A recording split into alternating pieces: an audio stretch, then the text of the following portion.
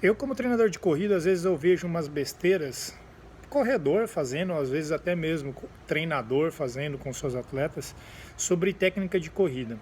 Tem muitos mitos aí de como deveria ser uma corrida ideal, de como é a mecânica certa de correr, mas isso aí não passa de besteira você querer classificar todo corredor, de querer colocar todo mundo fazendo o mesmo gesto, a mesma técnica de corrida. Por quê? As pessoas têm tamanhos diferentes, as pessoas têm tamanhos de pernas diferentes, as pessoas têm experiências motoras diferentes, as pessoas têm experiências esportivas diferentes, né? Às vezes o cara vem de outro esporte para a corrida, níveis de força, níveis de mobilidade, de controle motor, de estabilidade, tudo isso influencia em como o seu corpo escolhe um jeito de se movimentar. A técnica de corrida ela tem que ser personalizada, ela tem que ser algo pessoal. Não dá para você eleger uma técnica perfeita e fazer com que todo mundo execute aquela mecânica. Isso é uma grande idiotice, né? É como se você quisesse que todo mundo tivesse o mesmo tipo de pensamento. As pessoas têm pensamentos, as pessoas pensam diferente porque vêm de lugares diferentes, têm convivências diferentes, famílias diferentes, leituras diferentes. Isso faz com que o cérebro da pessoa desenvolva um raciocínio, às vezes, muitas vezes singular, né? Um jeito que só ela pensa daquele jeito. E a corrida é a mesma coisa. Então essa discussão, se a gente tem que entrar com antepé, com calcanhar, se deve usar um tênis pronado, se deve subir mais o joelho, subir mais o calcanhar, essa é uma discussão muito complexa, que não dá para você partir do pressuposto então que existe um jeito certo e um jeito errado de correr, que aquela pessoa corre errado ou que aquela pessoa corre certo, e se o cara que ganhou a prova corre daquele jeito, você deveria correr daquele jeito para você também melhorar a sua corrida. Basicamente o que acontece é que nós temos preferências de movimento.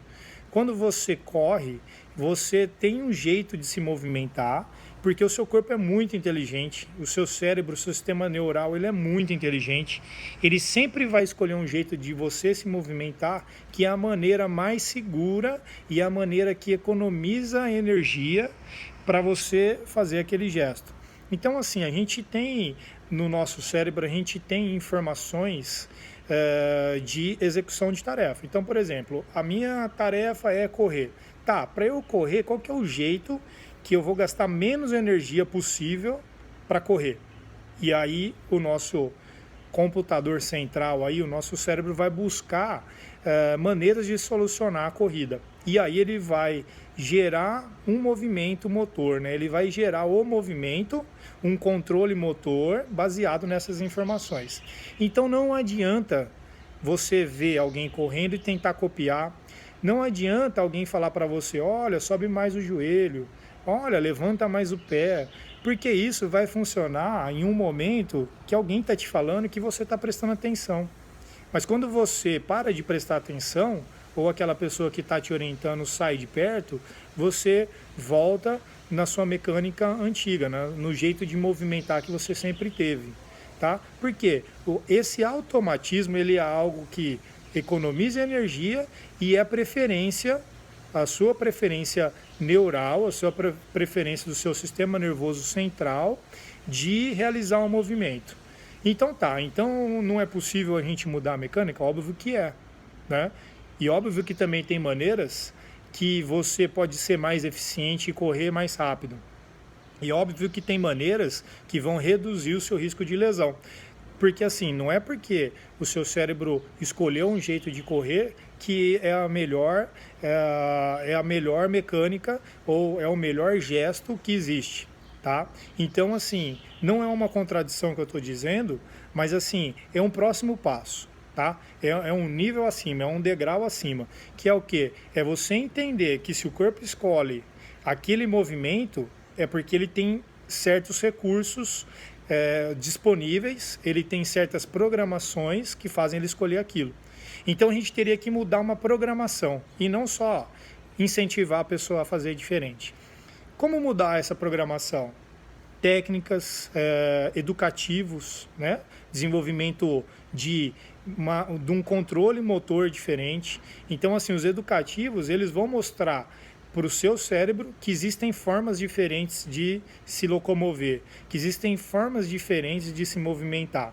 Então, esses educativos podem ser educativos de corrida ou alguns outros educativos que a gente pode fazer com exercícios mais simples, ainda num gesto diferente da corrida, inclusive, que a gente espera que esses movimentos transfira depois, né, que aumente o repertório motor para depois o seu cérebro escolher formas melhores ou formas mais eficientes de movimentar.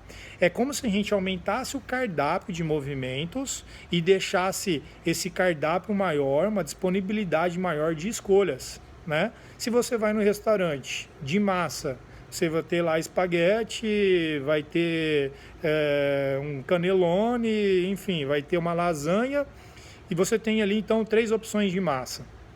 E você está com fome, você vai ter que escolher uma das 3. Agora imagine que você vai num outro restaurante self-service. Além desses 3 pratos, você tem arroz, tem feijão, tem bife, tem salada. Você tem uma gama maior de escolhas a fazer. E aí, no momento da sua fome, você vai escolher ali o que você quer. Então, de repente, você vai misturar macarrão com feijão, enfim. Você tem possibilidades de escolher, né? Então, você pode escolher macarrão com bife, pode escolher só macarrão, você pode escolher arroz com feijão, enfim. Uma coisa é você não ter muita variedade, ter que escolher entre poucas opções, e a outra é você ter muitas opções e escolher o que você quiser. Então, no campo da técnica de corrida, é isso que a gente deveria olhar. Você aumentar o repertório motor do seu atleta, né? Você aumentar o seu repertório motor como atleta, é você se movimentar de várias maneiras, de uma forma que o seu cérebro tenha mais condições de escolher planos de movimentos diferentes. E isso aí é uma explicação, porque às vezes eu vejo muita lesão em corredor. Por quê? A pessoa só tem um jeito de se movimentar, né? E se esse jeito é um jeito ainda propenso à lesão, né, fortemente ela está tendendo a ter uma lesão.